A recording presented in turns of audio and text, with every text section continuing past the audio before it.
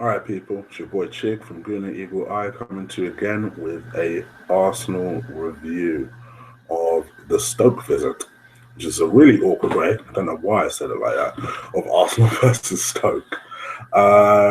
Sorry, it's a little bit belated. I've still done it on the Sunday that I promised, but I wanted to do it a little bit earlier than this. It's just been a bit of a long weekend. I actually missed the start of the game, so one of the things I wanted to do, and one of the reasons that this is late, is I wanted to try and find like a kind of a copy of the game, which I've managed to find, and rewatch the game properly. Because I like to do this type of stuff properly. So I managed to do that, and kind of these are kind of just my thoughts about the game. Yeah, I thought it was okay. If I had to grade the whole game, which I think I'm going to start doing go forward, just to give you an idea, because I think sometimes this is probably the second game where we've won 3-1, where almost the message is, I'm glad in the end. Like, we deserve to win, but perhaps the scoreline flatters us a little. I thought that was very much the message from the Bournemouth game. I think it would be a bit more harsh to say that in this game. I thought once we kind of got ourselves together, because I thought large parts of the first half, I don't think we were that good. Stoke had quite a few chances, and that was illustrated by the fact that they took the lead, whether you think it was a penalty or not, and I don't. But I'm very brutally honest in my players. If I feel like we conceded a penalty, I'll say we conceded a penalty. You guys know this. I didn't. It was. I think if anything, it was an accident. I don't even particularly think it was clumsy. I just think, Granit Xhaka was trying to do his job, and in doing so, he happened to catch Allen. I don't necessarily believe it was a penalty, though. It was more an accident. But hey, there you have it. And they took the lead. But I thought what impressed me about the day, especially after the first half an hour, and once they scored, it gave us the slap across the face that we needed. We needed that. It's almost like we needed that to wake up a little bit. And then we pretty much took over the game from there. And it was just a case in the end of how much we were going to score, to be perfectly frank. But I felt pretty much at ease throughout the game, even because I was listening to the first half on the radio, funny enough, on my boy's car when we were traveling back from somewhere. And just the way they were describing it, I felt pretty at ease. And even rewatching the game, I can kind of see, even if I was watching the game here, I still think I would have felt at ease, knowing that I still felt like we would come back into the game. Probably the things that of note that were probably most disappointing was the fact that Mustafi came off with an injury, which might surprise a lot of you guys. It's like, sorry, did I hear right? Did Chig just say it was a disappointment that Mustafi was injured? Listen, I don't hate Mustafi.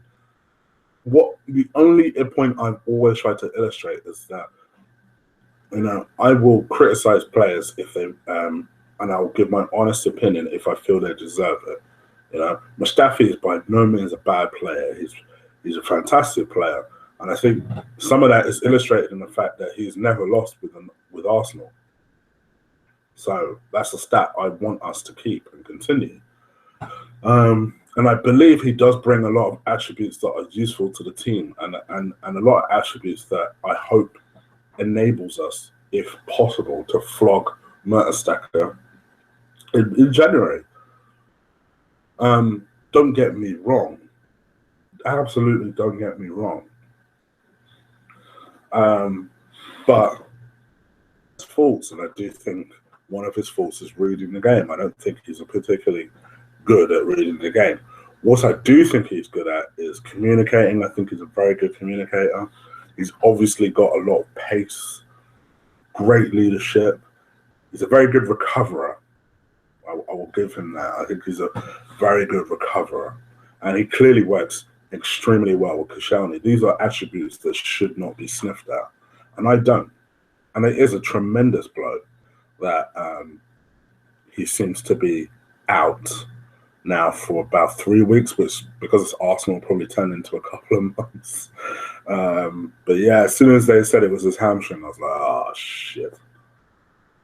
So, and potentially anything that compromises our good form, I'm wary of.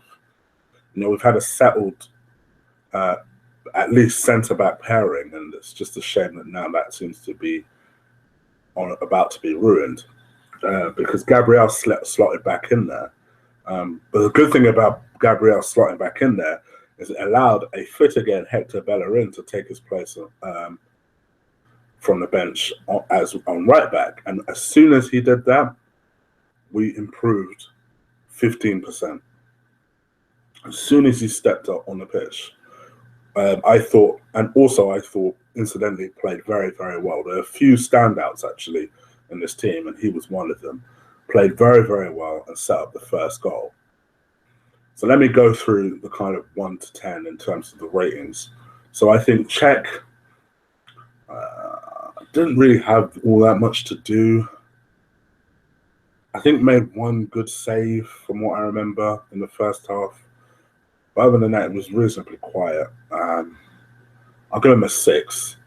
I'll give him a 6 because I'd like to see him do a little bit better in penalties. You know, the one thing I will say for Ospina and Szczesny that people will laugh at when I say this, like, what did you just say Szczesny? Yeah, I said Szczesny. Those guys have a good penalty saving record, and that's one aspect of Peter Cech's game I would love to see him improve. Even when he played for Chelsea, he was never particularly a good penalty reader. And I feel like you never know when you get into cup competitions. You might be sitting there thinking, well, why is that important? Well, when you get into competitions, and who knows, you somehow fluke a penalty shootout, you need your keeper to potentially be a hero or to be a saver. One of the two. So for that reason, I would give him a 6. Not just for the penalty, just because he had a quiet game. So as I alluded to earlier, I thought Hector did fantastically well. I'd give him an 8. I thought he changed the game as soon as he came on. Set up Theo's goal, and I thought all round was fantastic. Like, kind of makes you think, well, why didn't he just start the game? But brilliant, Hector, brilliant. 8 out of 10. Keep it up, brother. Keep it up. Mustafi, I thought, was playing reasonably well until he got subbed off. I'd give him a 6. Can't really give him more than that. He was only on for half an hour.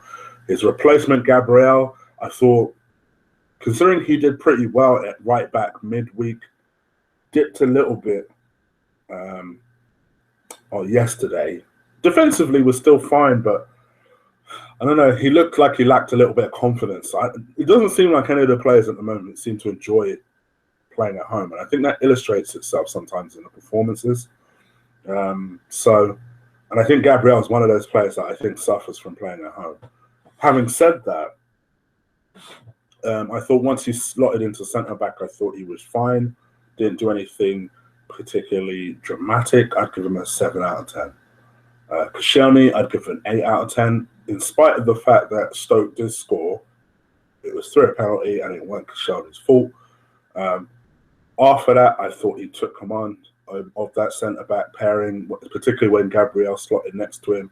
And I thought it was almost a seamless transition when he did that. And Stoke pretty much had damn near no chances in the second half. And I thought a lot of that was due to Koscielny shutting him down. And another person who I'll get to in a second. Monreal, you were almost back to your best, son. I thought you played pretty well. You're not quite earning a Mr. Consistent tag yet. I need to see more of those performances. But I thought he did pretty well. Didn't really see a lot from Stoke's right wing. And I thought Monreal handled everything. And considering I was calling for Gibbs to start this game, fair enough, he's kind of proved me wrong. I suspect Wenger might do a little rotation between now and Tuesday, and maybe Gibbs might play on Tuesday, which I wouldn't necessarily be against, not because Monreal's done anything wrong, but because you're getting to the type of period where, let's be honest, we need all our squad. So, but I thought did pretty well, 7 out of 10.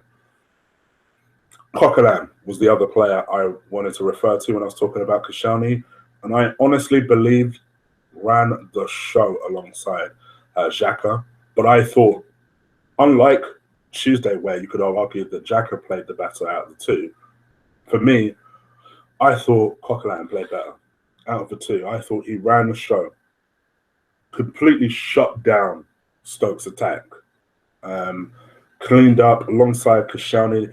After that penalty, they didn't have a sniff. I'd give him an 8 out of 10. I thought it was fantastic. Xhaka, unlucky with the penalty. I'm not going to blame him too much. I thought, aside from that, and even after that, where that may have distracted him, I thought he recovered pretty well. Didn't let him lose his focus because of that incident. He continued to pull the strings, played well, played a couple of nice little passes I don't know if a lot of people noticed, which I really enjoyed.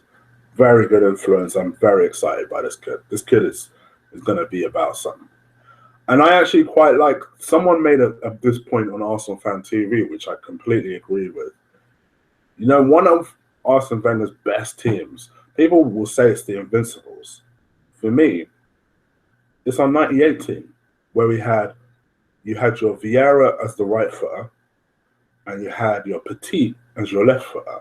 And there's something really nice in that balance of having that there, with our two DMs with either foot.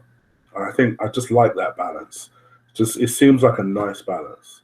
And I think the more you improve that relationship, I think the better that will become. Because as much as I love Santi, and I miss Santi, that's probably the team you're looking on going forward, maybe with incorporating someone like Jack in there. So I quite like that little balance. So I'm hoping going forward we stick with these two, at least until Santi comes back. So yeah, right hand side, Theo for me was fantastic. I thought continued to be an harassment. I was highly critical of Theo against West Ham. I didn't think he did that much. But one thing I think he did today was he was a constant nuisance to that Stoke defence. Even listening to it on the radio, all they kept mentioning was two names, Theo and Oxlade-Chamberlain. Theo and Oxlade-Chamberlain. And that's what you want from the two wingers. You want them to be not only outlets in terms of hitting the ball wide and delivering the ball for the striker, but you also want them to be a nuisance, because the shape that we play, essentially, our wingers are our two backup strikers, our inside strikers, if you like. And this is a position that Theo is begging to play in. So I actually thought he did really well. And again, I'll also hold my hands up. I did say that I would quite like to see Perez play that. Because I felt like, because Sanchez drops deep, it allows a right winger to almost become a second striker, which I quite like. And I thought that was what worked really well against Basel. But Theo did that job actually pretty well himself yesterday. Got himself a nice goal, worked well with Bellerin. Them two always work well together because they're lightning quick. And I think they're forming a really good understanding, actually. And I thought just the entire game, played generally really well. And I thought that probably typified itself by the fact that Wenger, I don't believe, for the first time in a long time, he didn't sub him off. Did you notice that? So that typified how well he played throughout the game. With Theo, you know him. Theo usually has like a 20-minute spell and then he takes the rest of the game off. But I thought he played really, really well. So I'd give him an 8 out of 10. Switching sides, Alex had a quiet start, but then came alive in the game. That delicious, and I do mean delicious pass he hit for Ozil was fantastic. If Ozil hit that, everyone would be going mad. It was a fantastic ball for Ozil, and I thought was a constant nuisance himself. Had a couple of chances that I wish he could have done better in. I do think that his finishing does need to get better, but I can't shit on him too much. You guys know I defend him to the hills because I believe he has something. And I think he is starting to really enjoy playing on that left-hand side because I think he's figuring that he can just, like he's learning from Sanchez. Because the type of runs that he's making that way, he's cutting inside. I think before he kept thinking to himself, well, I need to provide the width, so I need to stay on this left-hand side. But now he's almost forming the intelligence of knowing when to cut inside and create another problem for the defense. I've noticed it against West Ham. I noticed it yesterday as well. He's performing really, really well at the moment. I'm so glad for him because I want him to stay. I'd give him a 7.5 out of 10, 7.5 out of 10. Ozil, the main man, Ozil. Lee's boy, Ozil. I thought played well. I got himself a really good goal, clever goal with a head. Made a couple of nice little chances, hit a couple of lovely through balls. And I thought generally did well. I don't think he typically ran the show per se, but I thought did well enough, and I'd give him a 7 out of 10. Alexis, one of Alexis's quiet games, if you like, but still did his thing. And I only say quiet games because he didn't get on the score sheet, but he still got an assist and still absolutely ran the show up front in terms of creating problems. Basically, if you have a striker who doesn't score goals, you want him to do what Alexis did yesterday. Was a constant nuisance again. I think Stoke did suffer because I don't think they've been. I don't remember seeing Shawcross, so I don't think they had Shawcross, and I think that told. I think Alexis capitalized a lot on almost their uncertainty at that back on their back line. So I actually believe that because of that, we were able to take advantage well, and that's what I like to see from an Arsenal team. Just constant pressing, constant harassment. And that's why so many Arsenal fans love seeing Alexis up front. And hey, I'm not going to try and be this know-all genius. I'll hold my hands up. I was also someone who was very skeptical about Alexis playing as a number 9. But as I've said before here, what I love about him playing as a number 9 this season is that it forces our whole team to press. And if there's one complaint that I think most Arsenal fans have, is the fact that we don't press enough. We have the players to do it, but for some reason we don't. And I think that's what I really love about watching this Arsenal team play, is that we're learning to press now. So Ozil won't necessarily do it, but when Alexis runs, he demands that. Just watch him. When Alexis is defending, he demands that Alex will defend alongside him. He demands that Theo defends alongside him. Just in case they nick the ball, then Alexis has that support. And that's what I love about what we're doing at the moment, and I hope we keep it up. For me, I'd give Alexis 7.5 out of 10. I thought he did well. As for the subs, I thought Giroud was Giroud. Had one decent opportunity where he could have scored, didn't. I'd give him a 5 out of 10. I thought Awobes, that's my boy. Took his goal really, really well. Actually, was a nuisance actually when he came on for Oxlade-Chamberlain, and again did really, really well. So I'll give him a 7 out of 10. Actually, I thought he did well. Aside from the goal, which was a really good, well taken goal, I actually thought generally he played well. And I've already talked about Bellerin, who I thought was fantastic. So now it's onwards and upwards. I've said it before and I'll say it again. Next week is our defining week. We know what we're going to know if this Arsenal team is really about that life. Are they about this title life? Can they take the challenge to Everton? And because you know Everton are going to turn up. Listen, ignore their form. They're going to turn up against us. Ronald Koeman loves playing on Arsenal team. Everton loves playing an Arsenal team. Lukaku, who's inconsistent as hell. I mean, I've had him in my fantasy football team and taken him out of my fantasy football team. I find that guy so frustrating.